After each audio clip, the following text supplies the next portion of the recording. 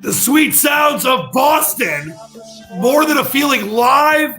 I found a live version from Giant Stadium in 1979 because I know it would make our next and most important of guests, one of my favorite people on earth, the legendary Dennis Fithian. And I slipped away. Let's go. You like this classic Giant Stadium, Boston, More Than a Feeling, Fifth? Yeah, this is great. There's not many people in the crowd, but you know what? That was kind of foreshadowing what we're going to see in concerts in 2020 and 2021. Yes, they're very safely socially distanced right now. Back in 1978, but listen, maybe they were the warm up act. Maybe they weren't their famed version yet. But boy, I love the footage, and I love you. If people don't know who that is, it is the legendary Dennis Fithian, the voice of Detroit in so many different ways. I'm Dan Leach. Welcome to the Task Force, one of our most special shows we've ever had. And of course, we've got the Kingpin, as Dennis welcomed earlier, the Kingpin Rieger. Dave, how you feeling, David? I'm doing well. It's great to see Dennis back in the Task Force. Great to hear a little Boston. Yeah, I had no idea that Boston was your favorite group, Dennis. They're up there. Rush, Boston, Zeppelin, those three. What? And Dennis, you famously have gone, I know not recently, but did you see Boston like 5 or so years in a row at Pine Knob? Something like that? I had a pretty good streak. I think altogether 6-7 times. Kind of matched the same thing with Rush. So, yeah, it was the thing our friends did. Even after the lead singer passed away, we kept going. There's Schultz right there, man. That guy's they should be in the Hall of Fame. You're going to put Boston out there. One of these days, one of these years, they're going to make the Hall of Fame. Now, Fifth, we're both big music guys, and if I'm not mistaken, Boston, at the time that it came out, the eponymous album, was the fastest-selling album ever at the time, I believe, if I'm not mistaken. It's got, 8 tracks, and you listen, all 8 are great. I mean, it's one of the greatest albums that are out there. I mean, there's not many albums that you can say you can put on 1 through 8, and every song is great. That's one of them. The thing that people use against them is that when you have the greatest album of all time as your debut, it's hard to follow up. They did a couple follow-up albums that were pretty good and had some good songs on there, but when you put out a Hall of Fame record, one of the greatest ever right off the bat, it's tough to follow up. It is. Well, listen, you and I, and Dave too, we love music, we love movies. We'll talk about what we've been doing and watching and kind of partaking in during quarantine in a little bit. But most importantly, welcome in, Dennis. I said this last time you were on. I say this too every time we talk. And Dave knows this too. You're just one of the great people I've ever known. You're a true pro on the air and off the air. And I miss you. I miss working with you. I know we've got some things in the works, hopefully, for down the road. But I just want to know how you're doing. How's the family doing? You look great. You look happy. And I miss you, my friend. Yeah, well, right back at you. It's great to be on your guys' show. I'm feeling pretty good. You know what? I was out actually doing some push-ups today after a walk. It's been, hot as heck out. And if there's one thing, there's my animals are enjoying the quarantine and me being home for so much, almost 3 months now or 2.5 months. And I do have an area where I can pitch golf balls. It's about 80 yards, 75, 80 yards. And, that's not a bad distance to work on, with your wedge game. But as the grass, the one problem here is the grass has grown longer, like in the woods. I have to be a lot more exact. So my shag bag went from about, 40 golf balls. It got down to about 6 or 7. Then I went out and my wife got me a box of 24 used ones, and I'm back down to close to single. Up to the park next week, even though you're not supposed to, golf up there. But I'm gonna see what my 7-iron, 5-iron looks like and get up there. It's the same. I mean, it's the same swing. I know driver's a little bit different, but I'm thinking that if I use the same swing, I'm looking forward to seeing, just what that 7-iron and 5-iron look like. Dave, I think we got to get the Fith King out with us. I mean, if we bring your brother, and Dennis knows this, we love Jeff, and it'll be insanity, as it always is with Jeff and I, whenever we play against each other for $1 or $500. But Dave, I think that Dennis, I, and your brother would be a hell of a foursome. I think it would be very exciting. I'm going to have to volunteer to ride with Dennis and let you and Jeff fight it out together in a car. Or if we're going to social distance, we each have our own individual cars. That will be quite the match. Chuck Keller, the general, Dennis, immediately reaching in. He's learned how to use the internet lately, and he's noticing that you shaved off the Billy Goat beard. I think you look great. Yeah, well, you know what, the general, I think that he is a spitting image of Frank Reich. The more that I've looked at it over the years, man, when he grew his beard in, he looks like the head coach of the Colts. I don't know if I told him that, but he does. But yeah, I miss the general. You'd see him so many times. He's the master of controls behind, the variable resistors, turning the dials, sliding it all, and making everything sound good, man. That guy's great. He's the GOAT. The general is the GOAT. He is the GOAT. Welcome in, everybody. Port Joe's mentioned they missed concerts in the Silverdome. Boy, so do we. I mean, I listen, the Silverdome was the best. I know the Tiger Stadium was amazing. We know the Palace was a special building. Joe Louis. For me, the Silverdome was always my favorite. Dennis, what was your all-time favorite Detroit, whether it was an arena or stadium? Well, I saw Pink Floyd at the Silverdome, I think 91, maybe 92, something like that. That was one of the great concerts of all time. This arena, I saw the Metallica open up for Ozzy. That was a great one. And recently, I guess it was at the Palace, I saw Rush's final swan song that they had at Clockwork Orange. I had really good tickets. And then shortly thereafter, I saw a combination of Jay-Z and Kanye. And man, I didn't know much. Like, I didn't think I liked Kanye. He was wearing this like leather skirt and everything, but he sounded so good. I became a fan of his after that. I've always been a fan of Jay-Z. And sometimes you go to a concert and the guys don't sound that great.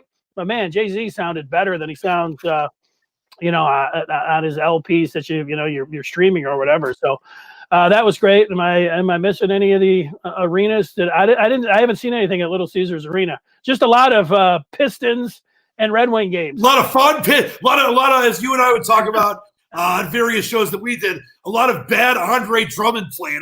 Yeah, I know you saw a lot of that. I did see an NCAA tournament 2 games there. We sat together. We got to see the Spartans lose to Syracuse. That was great. By the way, we appreciate this comment from the Port Joes. We miss being on air together as well. I mean, I don't want to speak for Dennis, but I believe he misses being with me. I definitely miss being with him.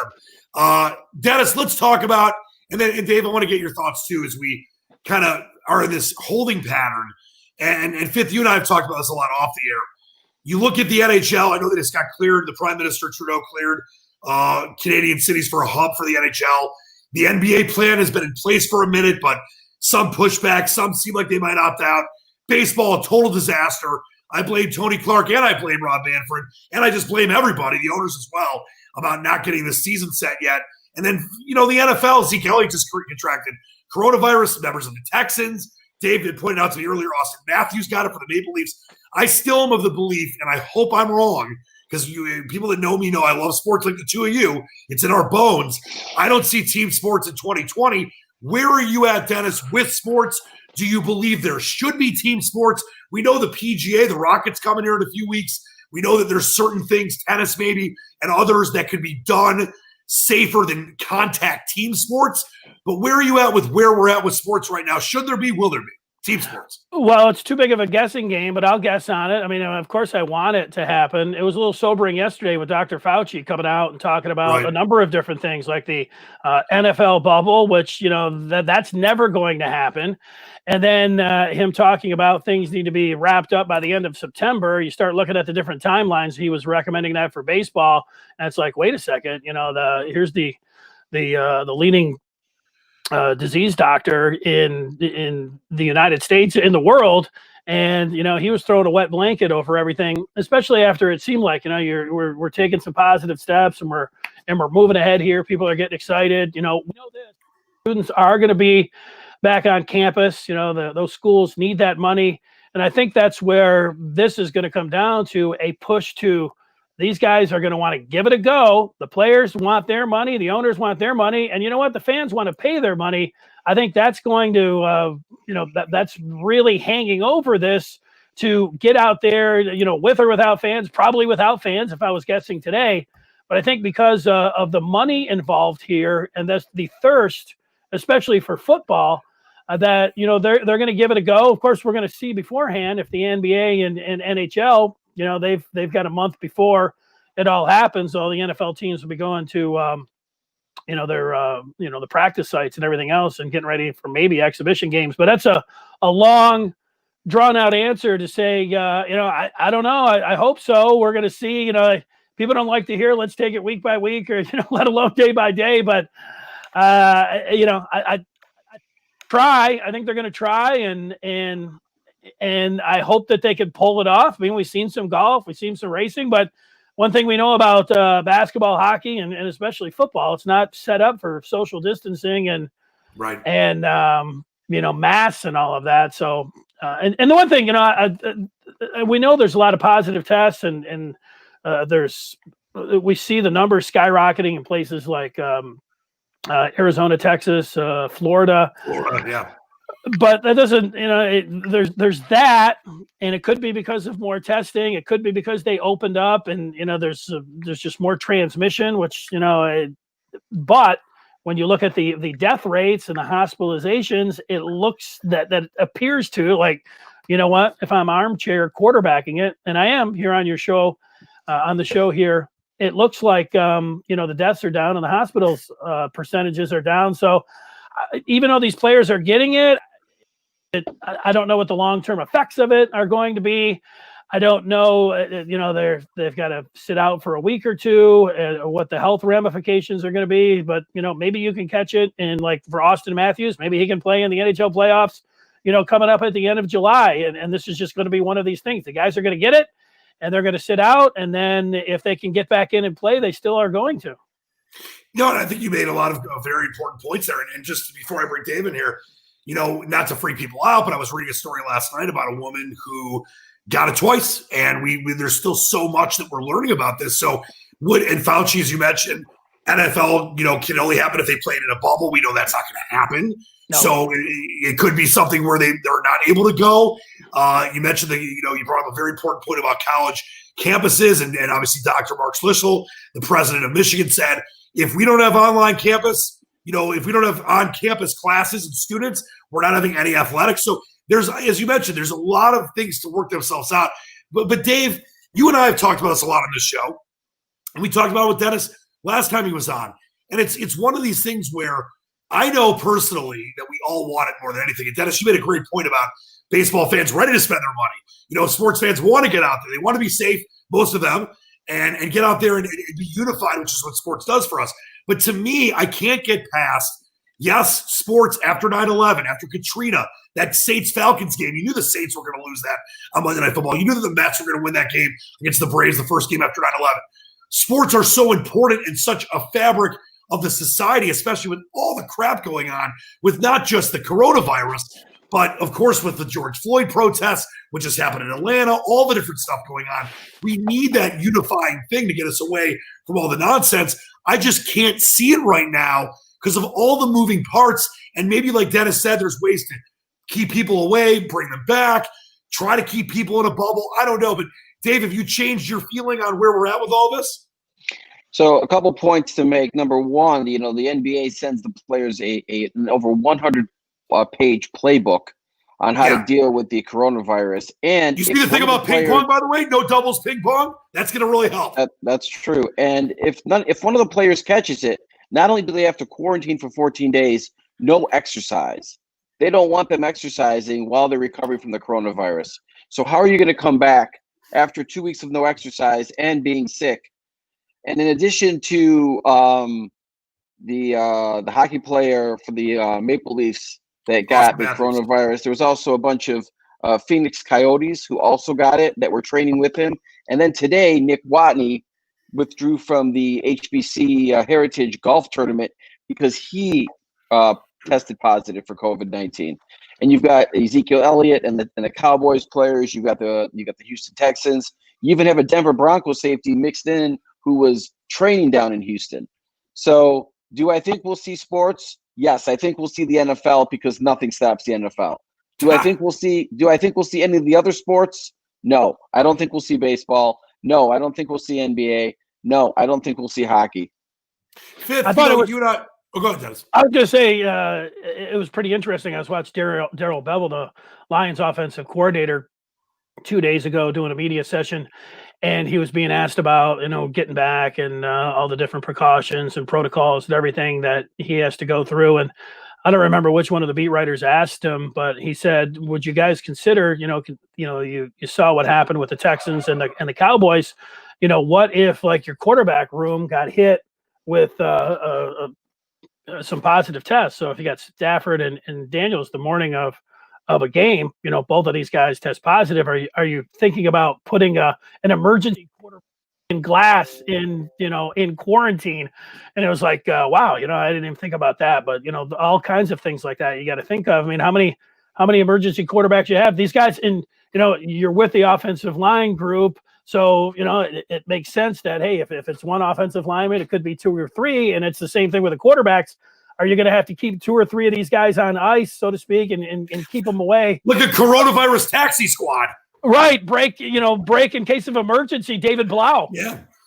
I mean, it's just like these are like the replacement players, that are going to be in case somebody gets sick. The problem is also when you look at football on the sidelines, how are you going to social distance in the sidelines? I think John Harbaugh from the Ravens was like, how are you going to social distance in the huddle? How are you going to social distance with the lockers? How are you going to social distance in the shower area? I mean, how are you? There's so many different things, not to mention the NBA. They're only allowing 36 members of the staff to come. And also they are allowed to trade, or teams can utilize medical teams from other teams, medical professionals from other teams. So sorry to interrupt, Dennis. Dennis, do we have a special guest in your broadcast studio that you want to say hi? My stepson was just walking down. Let's get Will in here. Get the man in. He just blew past. My dog opened the door, came up. He wanted to jump up over here by me. Well, he didn't do it, but Louis turned around, and then Will came by. So tell Will, Maisie, Blue Faith, they're all welcome. Louis, they're all welcome on anytime. Yeah, well, it's Father's Day weekend. They're always nice to me, but they're being really nice to me this weekend. Well, they should always be. Happy Father's Day. Yes, happy Father's Day. Thank you. And I'll wish myself a happy Father's Day for the ones that I don't know about, because there's probably some floating around, little DTM somewhere. No, there's not. Someday. Can you imagine? No. Someday. I can't. No, I can't. I think me and Dennis have talked about that here before. So, Fith, you and I remember we're talking a couple weeks ago. I am your son. I am your son, Dad. So we're going to run away. Philip Lindsay and Melvin Gordon are on the sideline.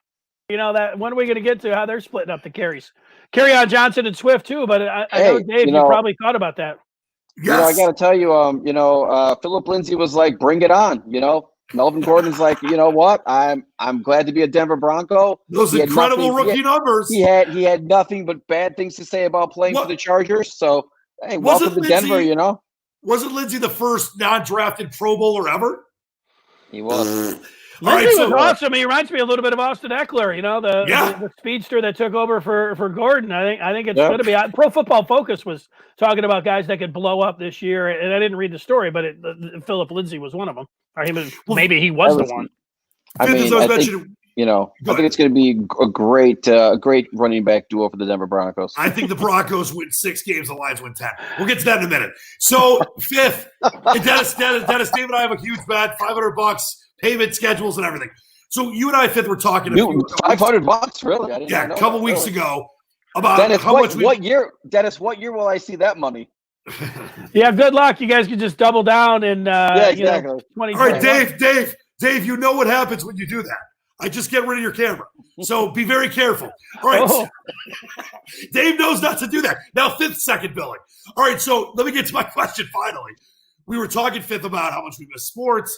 And obviously, all the things we just brought up, I thought very eloquently about what could happen, what might happen, what needs to happen, etc.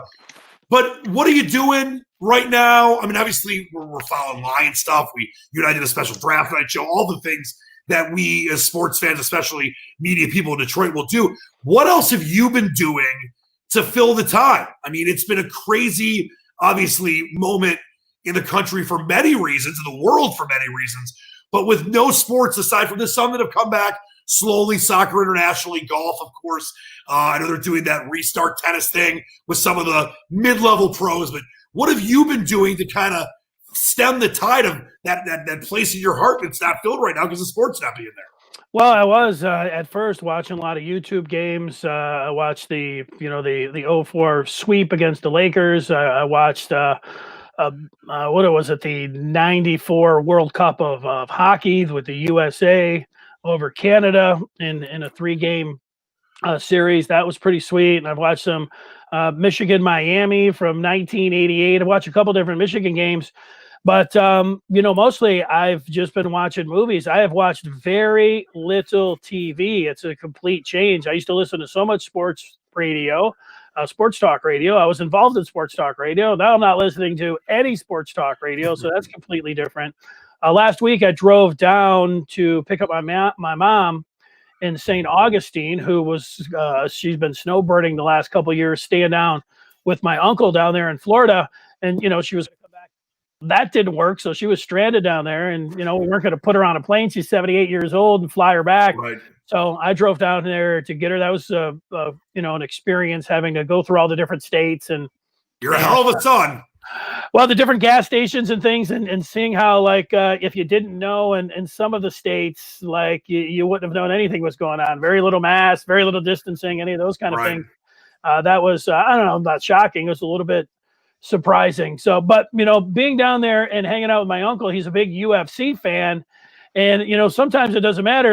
He was like, yeah, you a big UFC fan? I'm like, a little bit. I've watched some of the fights, some of the big ones.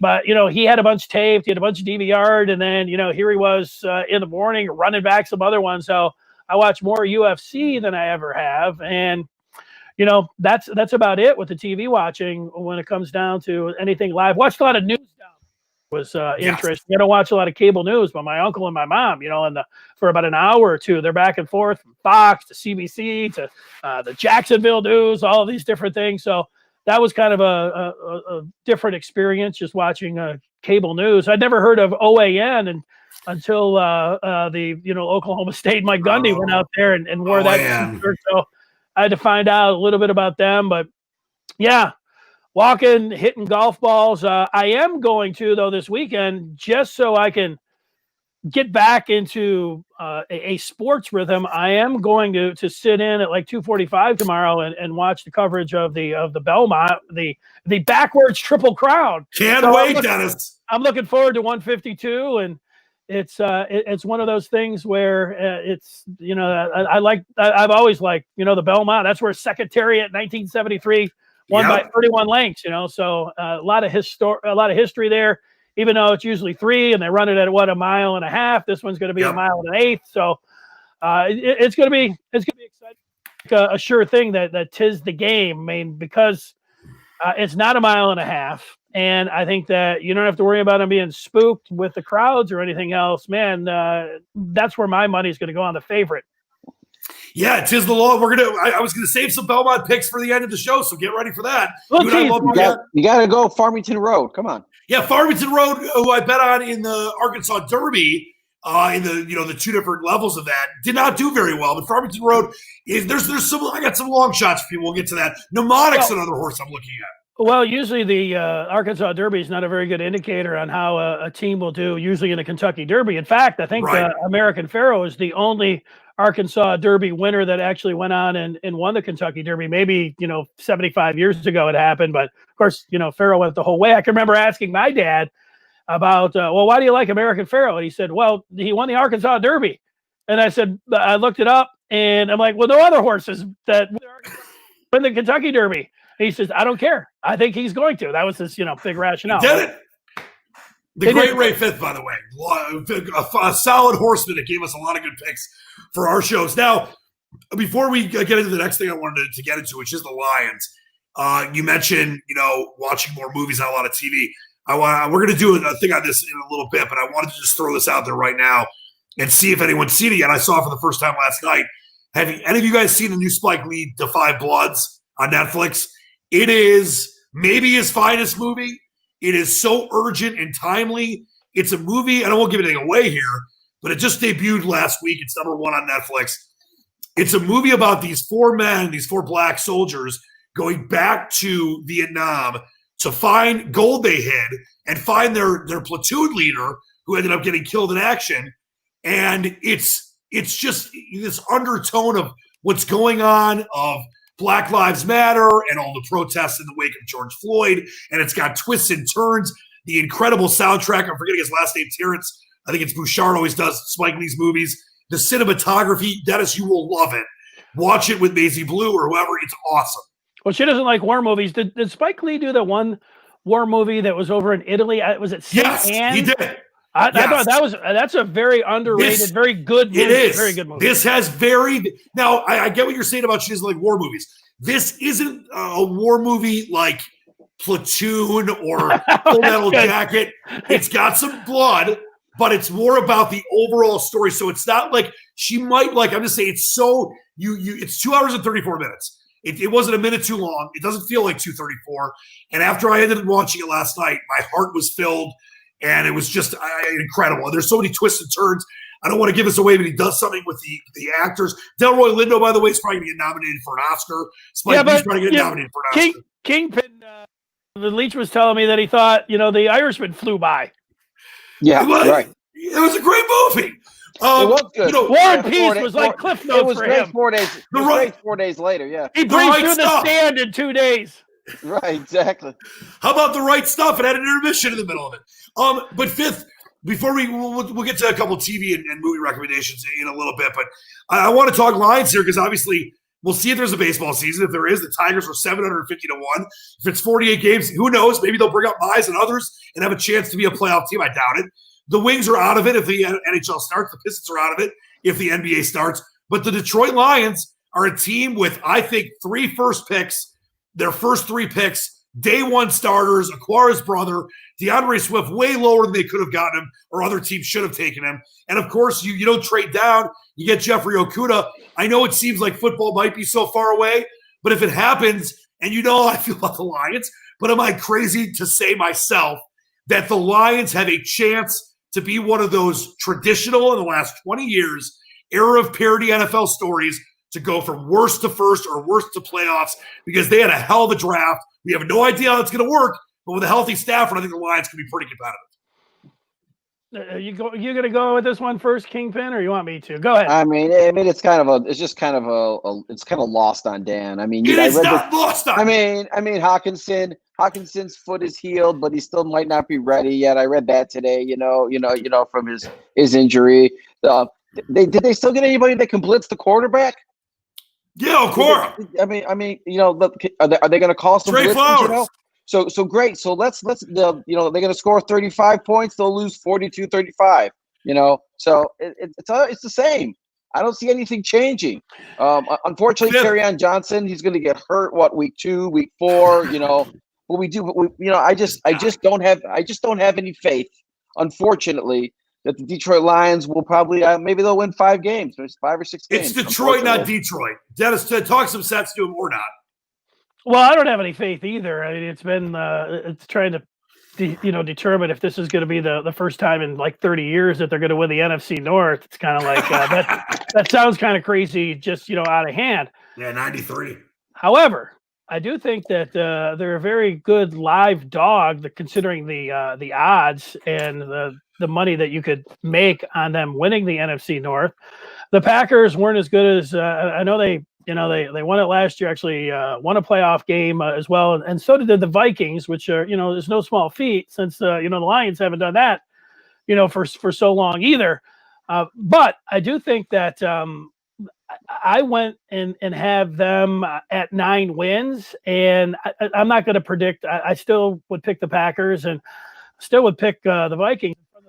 But I like the price that you get if you're going to bet them to win the NFC North. And I was just looking today at the schedule when Stafford played, and I don't have a lot of faith in Matt Patricia. That's one thing. That they did lose a lot defensively with injuries, and another year where he has his guys here, and they do have some cap space where they can add a pivotal player, maybe Jadeveon Clowney or somebody in the middle there to boost their pass rush or at least help out on the defensive line. So you remember they have a move or two to make, and it could be a big splash there with free agency or somebody that's cut.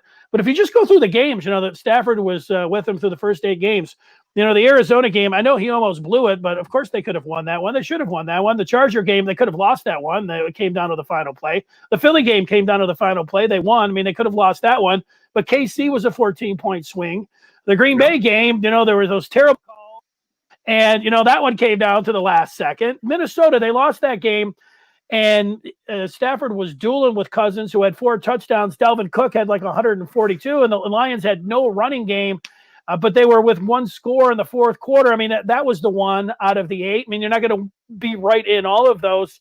The Giants game, that one came down to the very end, and they prevailed. And, of course, they could have won that game against Oakland. All of those games, like, you look at it, even though they were a pathetic football team last year, they really were. I mean, if you're coming down and saying, hey, can they find a way to make 3 or 4 plays to end up being on the winning side? They're definitely one of those teams that are in the 7-9, 9-7 range, like 80% of the NFL. And, I didn't think that they were going to get out of the gate very well last year. And I only had them winning 6 games, but I think the schedule sets up a lot better for them this year. I'm picking 9 wins right now. I know it does sound crazy talking about them winning North, but, not Leach every year crazy. Yeah, 9 wins might get him in the playoff with the extra team getting in the playoff. Playoff. Playoff. It's not going to be next year though. They're not giving that expanded playoffs next year, right? It's going to be the following year, right? Is it the following year? No, it would be this year. 17 this year. No. This year starts the extra one. The next year is the extra game, right? Oh, yes, yeah. The extra playoff. Right, yeah. 2 years. If they play. Right. Now, it's just like I want the extra game so we can be in playoff contention, winning 6-7 games. Right. Now, it's not that crazy, Leach crazy every year, whatever you want to say. In going back to 2001, the year they changed the division format to 8 from 6, it's not that crazy to think that a team could go worse to playoffs. That being said, you mentioned the line, Dennis. Let's take a look at the live odds here when it comes. This is literally direct from Vegas right now. Bookmaker? The Lions plus 5 America's book 563. Same thing. We can't bet Mobley in Michigan yet soon. Lions plus 563 to win the North. Ooh. And then take a look at their total win number right now. I mean, this is up to where we're at right now. The Lions, I think I just actually passed them over. No, these are not in alphabetical order. I'm sorry. The Lions, when it comes to 6.5. over-under wins, is 6.5. 6.5, and the over is minus 130. So Vegas offshore thinks the Lions are winning at least 7 games. I think if they win less than 7, it's crazy. So you look at the Lions plus 563 to win the North. The Lions over under 6.5. I think both those bets are worthy, especially because there's so much unknown.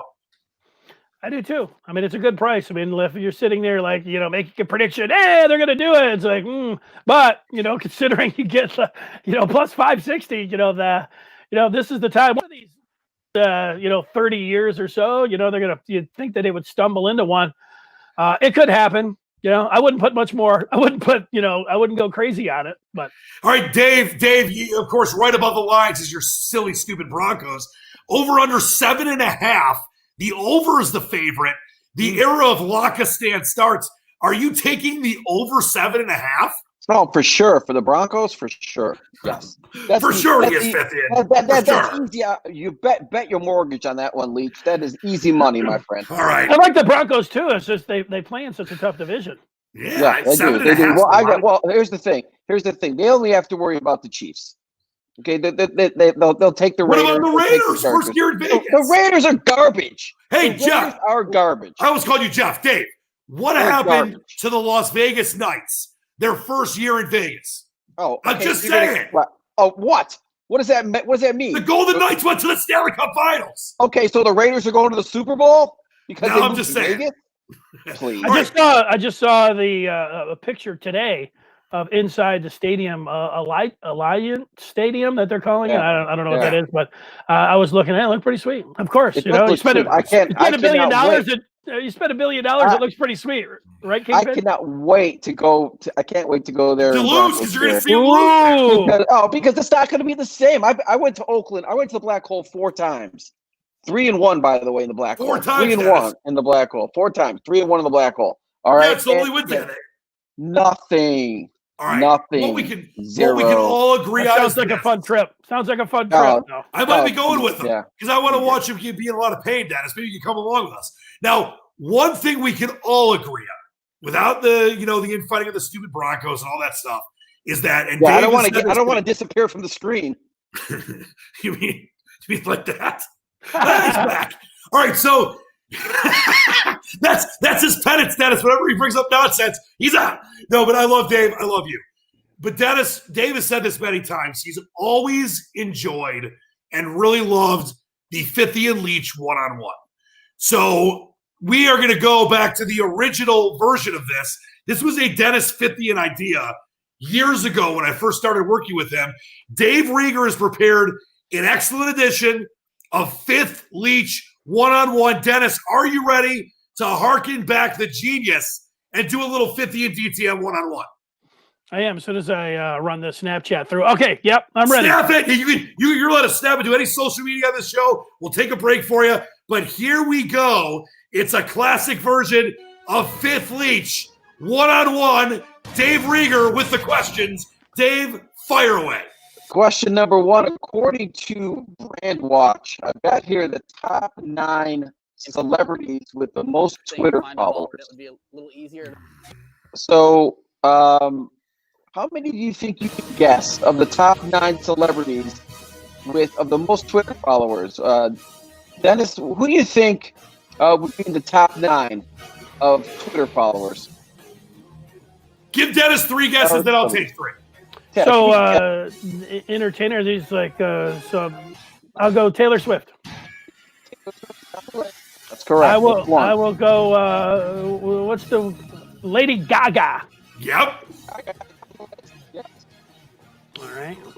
These are entertainers, politicians, celebrities. Trump is on the list. Dennis is 3 for 3. All right, let's see if I can go 3 for 3. I know Katy Perry. Katy Perry's on there. Yes. I know Barack Obama. Barack Obama is on there. Yes. And Dennis had 3 good ones, so I don't know. At least I want to go 3 for 3 here. I know I'm forgetting a big one. So Dennis had Lady Gaga, Taylor Swift.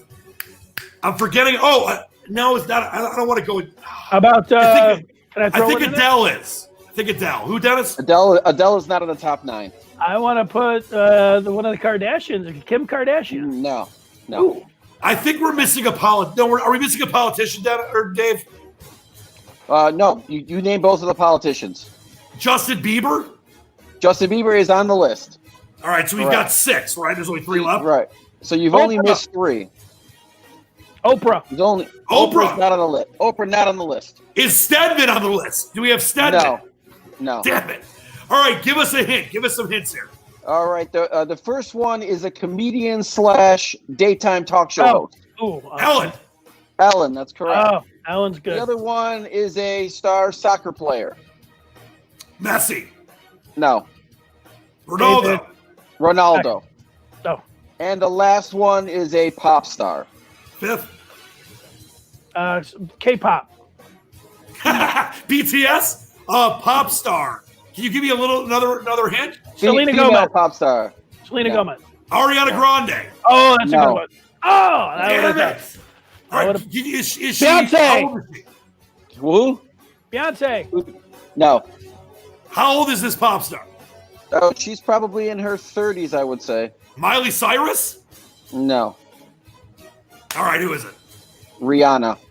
Oh, Umbrella. Dennis, you killed it. You were 3 for 3. You beat me. Very good, Dennis. All right. Okay. Nicely Question done. 2. By the way, Barack Obama leading the list with 117.7 million Twitter followers. Thank God. So pretty impressive. All right, Yeah, I don't know if either of you guys have ever seen the movie Into the Wild. I have. But the bus from the 2000 movie Into the Wild was airlifted out of the Alaskan wilderness after some tourists died trying to make a pilgrimage to go to the bus. Emil Hirsch was in that movie. What famous landmark would you risk your life to visit? Ooh, Fithian. Good question. About the Noah's Ark. I'll go with Noah's Ark. All right, Noah's Ark. I don't know if there is. I don't know if there is a Noah's Ark. Neither do I, but I'll go with it. All right, I would go to the Temple of Doom. I'm kidding. So it's got to be what does it have to be, Dave? What an artifact? What landmark would you risk your life to visit? You can't go visit the bus from Into the Wild anymore. They took it out. How about Mount Rushmore? You'd risk your life to go see Mount Rushmore? Yes. I would risk my life to go see what's that statue in East Lansing? Sparta, whatever his name is. Sparty. His name's not Sparty. His name is Idiot. I would also risk my life to go see the during Michigan State Week. Right, yeah. That's what I mean. Yeah. I would go also risk my life to see the Leaning Tower of Pisa. So I got those two. I got that going for me. That's nice. All right, question 3. Question 3. So a pair of handmade shoes created by the co-founder of Nike for a University of Oregon runner in the early 1970s is expected to sell for up to $150,000 in an upcoming auction. Now, this listing comes about a month after a pair of autographed, game-worn Nike Air Jordan 1s from his rookie season sold for an auction record $560,000. Now, if you two had unlimited funds, how much are you bidding for these iconic running shoes from Nike from the 1970s? Well, I'm a big fan of Steve Prefontaine. Yeah, and, me too. The man out there from Oregon. So, yeah, unlimited funds. I'd throw $50,000 down. Okay. Now, I might not look at these days, but I used to be a top-level miler. Dennis knows this. I was the cross-country captain at Brewster Academy. I think this is one of the stories Dennis still believes, not the Rose in Woodson's mouth story. No, I don't believe that one. I used to run sub 5-minute miles on obviously a course where I'm running downhill, but my best time for a 5K was 16:20. Wow. And I'm a big, big running guy. So if Dennis is going to bid 50, I'd have to beat him out, and I'll bid 55. So $56,055 and make Dennis kind of come up to me and get the extra couple grand there, Phil. Yeah, I'm interested in the Prefontaine, but Roger Bannister's shoes or maybe, But Edwin Moses, Sebastian Coe. I was thinking more of distance guys. What about Michael Johnson's gold shoes from the Olympics? Those are worth a lot of money. You're right. Dennis, staying with the distance guys. Who's that guy? Alan someone from Michigan. Webb. Yeah, Alan Webb. I'll take his shoes. I could probably buy those for $10. All right, Dave, question 4. Are you too familiar with people that dress up at pop culture conventions, cosplayers? Yeah, cosplay. Dennis is a big cosplayer. So a dedicated cosplayer in Maine broke a Guinness Book of World Records when he added 30 working gadgets to his Batman costume. He had a batarang, a butane torch, a mini grappling hook, binoculars, a compass, a fingerprint kit, a tracking device, a nylon rope, a road flare, a laser pointer, flashbangs, handcuffs, you name it, and a settling torch, and an extension baton. My question is, what superhero costume would you create with how many working gadgets? Man, that would really weigh you down, that Batman costume. I wish we had a picture of that. The one thing I always remember from the Batman, he's got something for everything. It's like whatever he needs, he's got it. So the batarang. Yeah. I think if I would probably, just in the name of what you're asking, I'd do an Inspector Gadget costume with a lot of different gadgets. So I probably have like 74 gadgets. Like I could blend a smoothie. I could throw like a boomerang. I could have something that makes me have go-go gadget legs. So I'd go Inspector Gadget with a bunch of gadgets. I was always Go ahead, Dave. I don't know if you guys ever saw the movie Goonies, but I would like to have all the gadgets that Data had.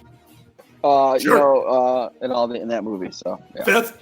Yeah, well, I was a Green Lantern guy growing up, but he just has that ring. So, but I would think about, 007 and all the sweet stuff that he has. Oh, He's kind of like a superhero, very good. man. Got the car, you could go drive it off a cliff. Next thing you know, it's a submarine. He's got the watch, whatever he could do. He's got everything. Cufflinks. I've got to buy my I truck. like it. because Fith inspires me for so many different reasons, and I want to say this for after we're done with this, with the movies and TV, so I will. But you got me thinking of two different things that hopefully we'll be able to see in the theater sometime soon. All right, let's hit out of the park, as we always do, with question number 5. So apparently sausage vending machines are just booming in Germany right now. And some machines sell 3 or 4 different varieties of sausage alongside containers of potato salad. So my question to you guys is, if you guys had a vending machine that you were in charge of, what type of business and what would you put in that vending machine? Ooh, I love it. I'm down. One time when I was 15 years old, I visited Germany with my family and my brother and I was 15, he was 18. And when I went to bed, we went outside to go to southern Germany, and they had you would have a pop machine. It was a Lowenbrau machine, and we were throwing our coins in there. My brother had a couple too many. So they throw a lot of different things in the vending machines over there. And I like that idea. Vending machine. Did you say it had to be food? I missed that. Give me anything. No, whatever. If you were in charge of a vending machine business, what would you put in your vending machine? Beer. That beer. Okay. Yep. I love it. With Dennis, would it be like microbrews, or would it be like a selection of all different kinds of beers? Microbrews up top. Everything from Michigan, all the different Michigan, Love and then go with all your your light beers in there as well. And you know what? If you don't have, you got to have a Michigan's driver's license that you can scan. And I think, Governor Whitmer would approve that, and we're good to go. Drink responsible. That's a great idea. I was just up north last week, and I'm forgetting the city, but Bel Air. Shorts Brewery is in Bel Air, Michigan. So I think we played Cedar River at Shanty Creek, and I saw the actual kind of not outlet, but the store they have there that's connected to the brewery, and that was pretty cool. Bear would sell, especially those micros you mentioned, Dennis. Oh, Shorts has got a lot of good stuff. Oh, almost great all of stuff. it. Yeah, I don't drink anymore, but all my friends love Shorts. Yeah. So for me, it'd be simple. It'd be a combo. I know people are going to say this is crazy, but with all the technology and you do it fresh every day, it'd be a combo sushi sports betting picks machine. So you buy a combo, you spend the $10, you get a tuna roll and some nigiri sushi, and you get, 2 NFL games for the day. On a Tuesday night, you get a couple pitching matchups, and you get a California roll. I think that makes tons of money. That's the business, the Squatch Sushi and Picks machine. All right, Dave, great job. Dennis, always a great job. And that is a Fithian Leach, 1-on-1. Now, Dennis, I mentioned I had many surprises for you. Here is one of them before we get into a little movie and TV show talk. You mentioned about the animals and how you love them, and you've been doing a lot, obviously, to keep busy. Well, I wanted to focus, if I can, on your members of your family now, legendary goats that everyone always asks me about. Take a look in the background there with the great-looking Dennis Fithian. Now, which one is that? Which goat is that? That is Lola Ray. And then the other one I think is going to pop in here in a minute. What's the other one's name? The other one, and they're miniature Nigerian goats. The other one's name's Penelope. But a lot of times I just call it the brown goat and the black goat. But they're a lot like dogs. Like if you yell their names, they come. And yeah. People have been there's another that's the bearded Fithian. Yeah. There's the goat grazing in the background. Now, people always ask me about your goats. They're fascinated by it. Explain to people why you got goats, what it's like to take care of them, and how it is for the kids, for Faith and Will, your kids to deal with the goats. Well, if you see the woods back there, nestled back about 250 yards from the road, and we've got woods all around the house, and we're also affixed on, I think, 300 acres that the University of Michigan has for, I think, an astronomy telescope. So that's the backyard. It's really thick woods. So we've got a dog, a German Shepherd, Louis, who was just getting hit with a lot of different ticks, and the advice was get some goats to clean it out, and then get some chickens, and they'll peck the ticks, and that'll keep that that population down, or do a controlled burn. Doing a controlled burn on 300 acres, against 300 acres, 200 acres, that didn't sound like a very good idea. No, so we went with the goats, and honestly, when we got them, it was last year in July. They were just little things, and I took care of them all winter, man. And it was, we had kind of a makeshift goat house. Yeah, there's right there, makeshift goat house for them. At times, I was throwing tarps over it, and I was constantly going out there. What was a game changer is I got a heated bucket because the water, they got to have water. And I was going 4 or 5 times, out there during the winter, and that got kind of old, filling up their water. But the heated bucket was a game changer. And now, since the pandemic, they've really made out because you see where that goat just sits up on the table where I hang out. They sit up on the table and they graze for 4 or 5 hours. I hit golf balls sometimes, and they have to be behind me or out of the way. Sometimes they get. And I take a little bit of a break, they've learned that I want them out in the woods so I can hit the golf balls. So yeah, 4 or 5 hours a day, man, I'm outside in the blistering heat, hanging out. And that's what it's been like. So that's awesome. What a life it must be to be a goat, especially during a pandemic. They have no idea what's going on. They're grazing. Yeah, by the way, how about this message from Jim Lyons? D5th, you are the GOAT. Oh, look at that. Hey, Jim. Love in the air.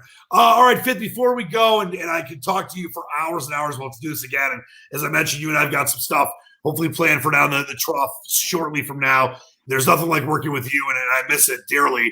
You and I both love TV, and Dave does too, and movies. So I thought we could have some fun here and give people a couple of each, however you want to do it. What would be something you would recommend? You and I used to do this all the time on the various shows we would do. What would you recommend? I know you mentioned you're watching a lot of movies as opposed to TV right now. What would you recommend right now for people if they're looking for a show to catch on to or a movie to watch? What would you do? Well, I'm watching The Last Kingdom right now on Netflix, and it's a lot like Braveheart. I'm only into the 3rd season. I like it. It's a little bit like when I started watching Game of Thrones. I liked Game of Thrones, but then at one point it kind of steered off into, fantasy and, people coming back from the dead. And I was like, man, if they could have stayed more of on the medieval theme, right, I really would have liked that. And that's what The Last Kingdom is. It's like, I think there's 5, 6 seasons. Like I said, I'm only through 3. It's a lot like Braveheart that way. It's, it's set in old England. I like it. They throw like the names of London. They'll say London, but then they smash the name together for like what the current name is, and so a lot of the cities there. But it's I like it. It's pretty good. That's the main thing that I've been watching right now. But I did watch when I was driving down to pick up my mom. I stayed in an Airbnb in Georgia, and I watched Hidden Gems. And if I could tell you about one more movie. Uncut Gems. What did I call it? Hidden Gems, which it is. To me, it is a hidden gem. Yeah, I thought it was worth it. Had some pretty cool techniques in there. But, as a sports guy, you would find it probably inconceivable if I told you that I had never watched The Sandlot. And I watched The Sandlot here when I was actually down in Florida. I had it, on my list of things like people like, you got to finally watch, you got to watch that. And so there it was, and I watched it. It lived up to the expectations. I really liked it. Yeah, and Fith, ironically, I saw Uncut Gems. I think we talked about it a few weeks ago. You had sent me the Garnett over, first points, over on rebounds. I watched it again last night. What a great performance by Sandler. But before we get to Dave's, I'll give you mine in a minute. I mentioned that I had to bite my tongue during the one-on-one because you got me thinking. You mentioned Bond. So there's 2 things. Unfortunately, Bond got pushed to the fall. No Time to Die, the last Daniel Craig Bond movie.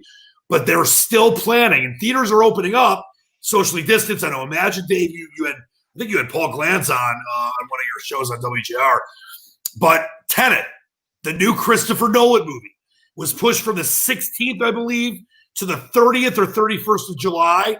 It's with John David Washington, who's in Black Klansman. It's got Robert Pattinson. It's got Michael Caine. It's got all the cast that Christopher Nolan loves to work with. And he said, I was reading about it last night, that of all of his movies, I mean, obviously you know about Inception, and you know about the Dark Knight, trilogy, Batman Begins. That of all the Interstellar, all the movies he's made, this is the one that by far the most has to be watched in a theater. He still shoots on 70 millimeter film.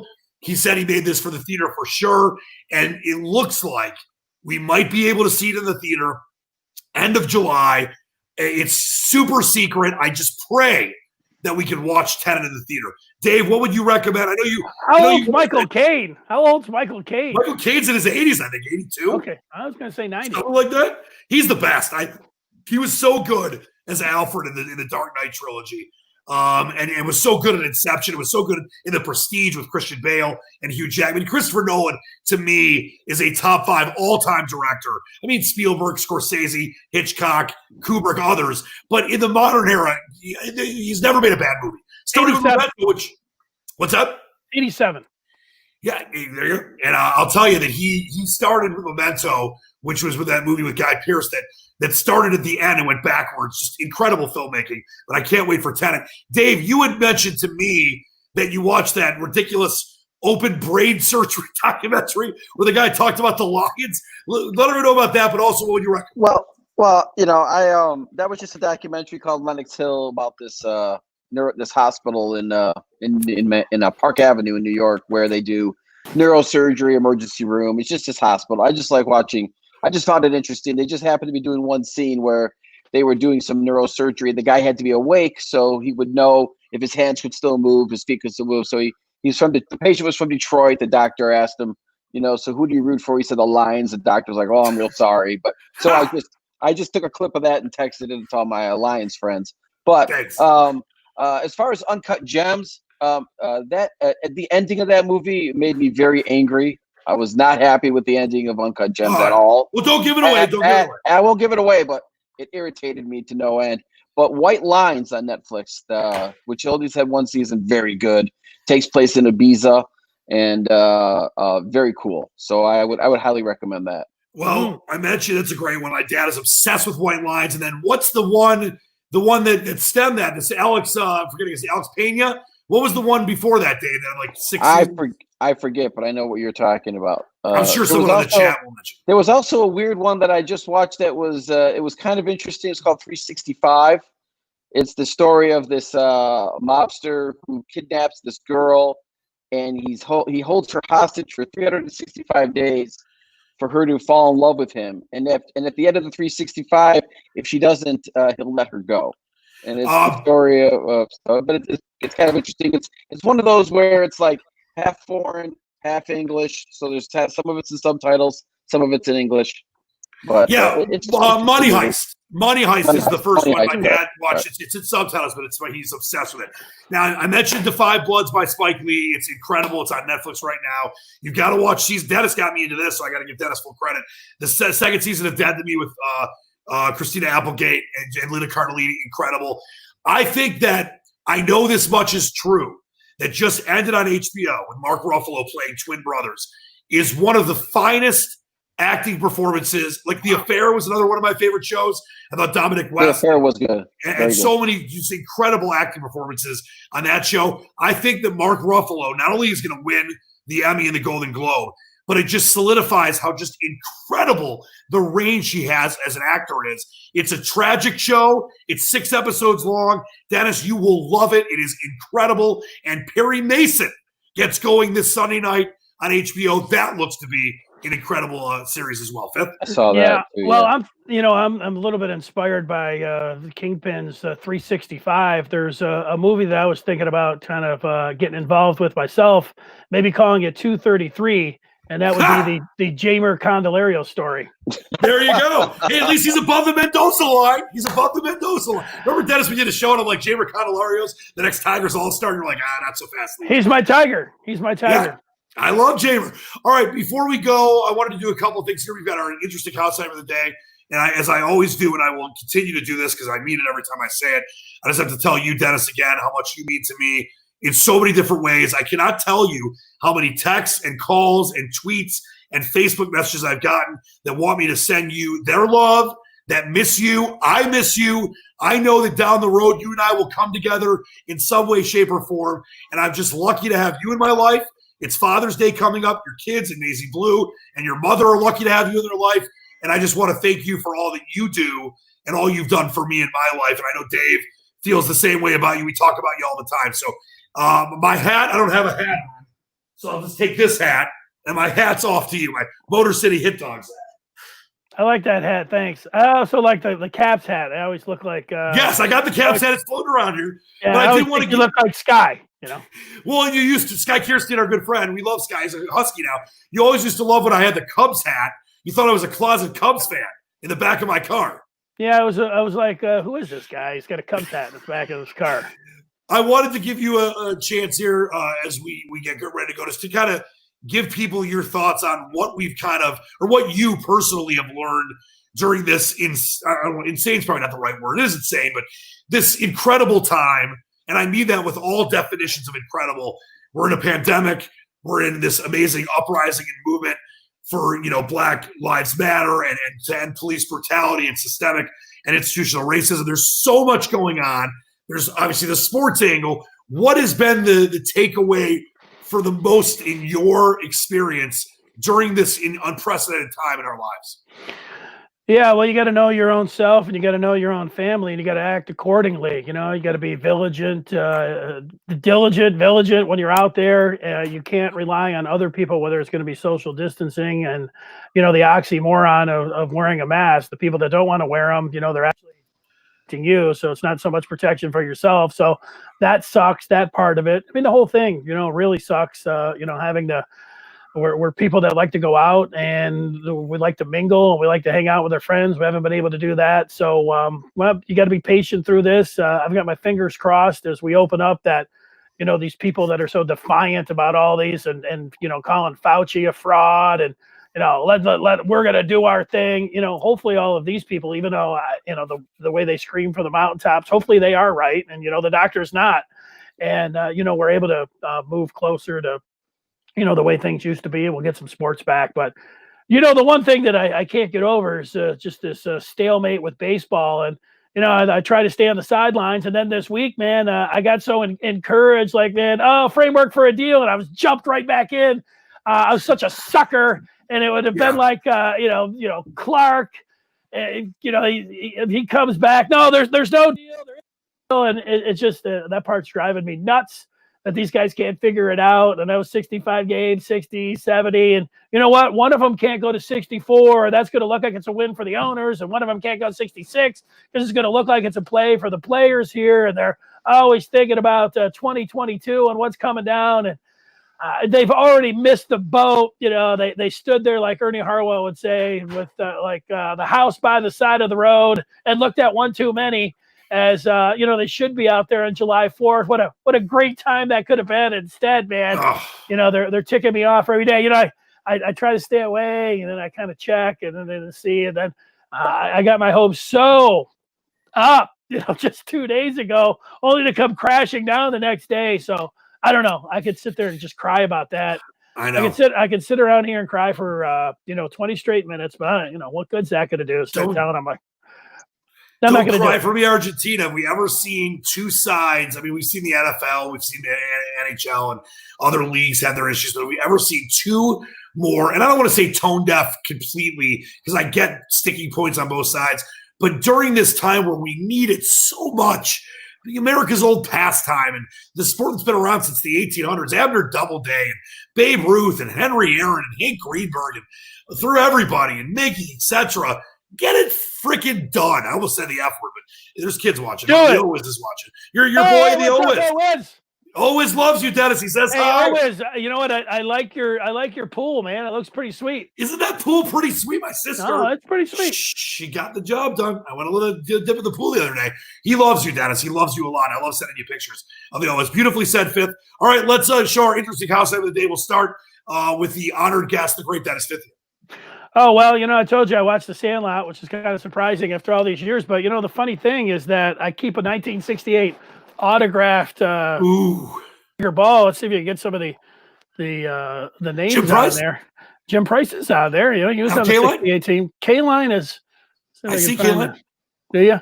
It's kind of tough because it's white and it's TV, but this should be behind glass, like this other ball that I have there that's from the '84 World Series that was given to me a couple months ago. But you know what? Just like the Sandlot and that Babe Ruth ball, I like it more being able to, when I'm on video or whatever else, be able to have it in my hand and be able to look at it. So I'm never going to sell it anyways. I'm glad my dog doesn't grab it and run away with it. What's his name in Sandlot? Hercules. But yes. So I keep it here, and that's my household item of the day. That's way cooler than this is cool, but not even close. My Smokey the Bear Strikeout Wildfires baseball. Yours is about 5,224 times cooler than that. All right, Dave Rieger, what do you got for us today?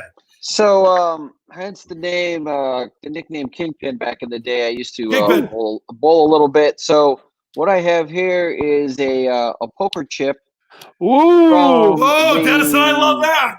From the 2001 High Roller Tournament, which I bowled in back at the Castaways Hotel, formerly the Showboat in Las Vegas. Isn't that the one you won like 25 grand in? I did very well, and it doesn't exist anymore. The IRS came in and shut it down one day, but I saved this poker chip from 2001. It was the 20th anniversary of the High Roller Tournament, and I use it as a ball marker for when we're playing golf. That is fantastic. Is it a little thick for a ball marker? Yeah, he's cheating. He needs to cheat to win. Do you guys when you play poker, do you have little trinkets or something? Do you bring them? Oh yeah. What do you bring? What I use. It sounds ironic because obviously I was 10 years sober from drugs and alcohol, but obviously gambling's an addiction too. I use normally my chip, whatever year it is, because I figured it's good karma. I'm sober from something, but I'm still gambling. Now, you guys got me in a baseball mood. I grabbed this before we started, and I'm glad that you guys both showed some baseball or bowling type stuff. But I miss baseball too, Fith and Dave, and the great days of being at Comerica Park, and they give these away in the suites, these Tigers mugs, and I saved the 3 M&Ms. I wanted to make sure I didn't eat all of them, but just to think about those days at Comerica, whether it's a night game or a Sunday day game, you got the kids there, Oren, the OS, Dennis has his Tigers hat on. I hope it comes back. And think about this, and Fifth, I mentioned this earlier. The Tigers are 750 to 1 to win the World Series. Do I think they're going to? Of course not. But to plop down $10 to win 7,500, to plop down $50 to win 15 G's, why not? 48 game season, anything's possible. Yeah, that's possible. I'll just book that for you. You can send me the money. I'll cover it. So go. All right. If you want to get down on that. Although I do think that through 40 games that they could go 500, which would, sure. If they play a 50, 60 game, that would, for half of the season and even over half of the season, you would have them where you had considered being in, I know this is a, Rod Woodism, but they would be in playoff contention, at that point. They'd be there, my friend. That's why I picked the Lions to go 9-7. It would be, it would be kind of rich, Dave. Like 9-7 wasn't good enough for Caldwell, but it probably will be. Right. Ironically, for Quinn and Patricia. Dan, please put down money for us on the Tigers and on the Lions, and Dennis and I will wait. We'll wait patiently for our winnings. Yes. Well, being with Fifth, it's more than a feeling. There's some Boston for you. Dennis, before we go, parting shots for you, and thanks again for joining us. We'll do this again, and great times ahead for you and I have in my heart. Yeah, well, you know what? If those of you that are out there like even more Detroit content, man, you should check out the Good Afternoon Detroit Sports Podcast. I've been running. Absolutely. You can find that, I think, anywhere you find your podcasts. And you know what? Last year, the last horse race I watched, it was Maximum Security, who got DQ'd. Yep. And I could have won $1,000 on him. This year's it's a reverse triple crown here, and it's going to take 15 weeks instead of 5. But I'm going to be watching, Big Sandy, the 152nd Belmont tomorrow, and I'm looking forward to it. Yep. Dennis, I'll give you a chance here. I'm going to throw out two names. We all know that Tiz the Law is probably going to be a negative money favorite, like 3-5 or 2-5. We'll see what happens. He's the favorite. The field's not what we thought it was going to be. It's kind of a lower field than a couple weeks ago as the horses scratching. But I'm going to give you two names: Mnemonic, the 10 horse at 8-1, and Dr. Post, the 9 horse. Todd Pletcher at 5-1. I think you put them under Tiz the Law and Exotics, Exactas, Tries, and Supers. Maybe even reverse them and put them on top of Tiz the Law, where they finishes no worse than second. Dennis, any horses? Are you all in on Tiz the Law? I think Tiz the Law wins. I do. Well, usually if I was going to play 3 horses here, box them in, I would look for a Baffert horse, but there is no Baffert horse here. So, I like Tiz the Game so much because Funny Side back in the day, this is the owner of Funny Side. I just think, I'm hoping that,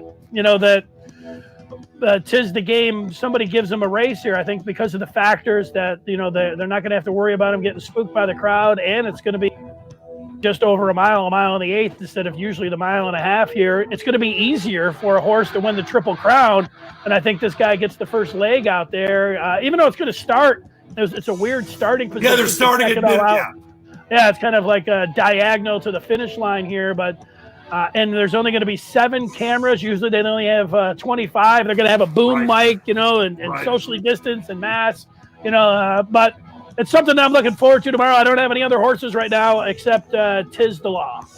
All right, and I just all I want is you and I will talk tomorrow and get some wagers in. I just want your amazing father who's looking down on the track right now. I want to win some cash in his honor, the great Ray Fith, who I know has got. How many tickets do you think he has on the race? I would say 50, 60. I don't know, but he's making his picks. That's for sure. He would have a pick. Yes, he would. All right, Dave, what are your parting shots, my friend? Dave, I guess tomorrow give me Farmington Road, obviously, to win the Belmont. Farmington Road, I believe, is 15-1 right now. Yeah, let's win some. If we're going to bet some money, let's win something, Right. I get that. Right. I mean, why not? So, Dan, put some money down for me. I'm sure you owe me some money from something or other. Take that money and put it down on Farmington Road for me. But I'll end with the same thing that I always end with, my favorite TV show, football coach, Coach Eric Taylor, who said before every game on Friday Night Lights, clear eyes, full hearts, can't lose. Love it. Follow Fith on Twitter. You can see it right there at Dennis Fithian. Listen to the Good Afternoon podcast. We'll have Dennis back on. I love having you on the show. I love you in general. And as I've always tried to, let everyone know, and Dennis knows this about me, so does Dave, I just hope we can spread more love than hate. I think that we are doing a good job of that. Not everybody, but I think we got to keep washing our hands, keep being there for each other, understand that we are still in the middle of a pandemic, and that we've got to be safe, whether you think you're not going to get sick or if you can't get sick, you'll be fine. What about your parents, your grandparents, your coworkers, umpires, referees, race car drivers? Who knows? Just be safe to keep everyone else safe. I was up north, Dennis and Dave, as you guys know, last week, and there was a sign in the elevator in the Grand Traverse that said, "Stay safe to stay open." So let's do that as we see Boston on their way out right there. Dennis Fithian, I can't thank you enough. I love you. And until next time, we love you, buddy. Shout out Dave Ringer. Thank you very much. For Dave Ringer, for Dennis Fithian, the king of the Fiths, I'm Dan Leach. Thanks for watching the Task Force. Until next time, believe in the dream. Take care. Sick.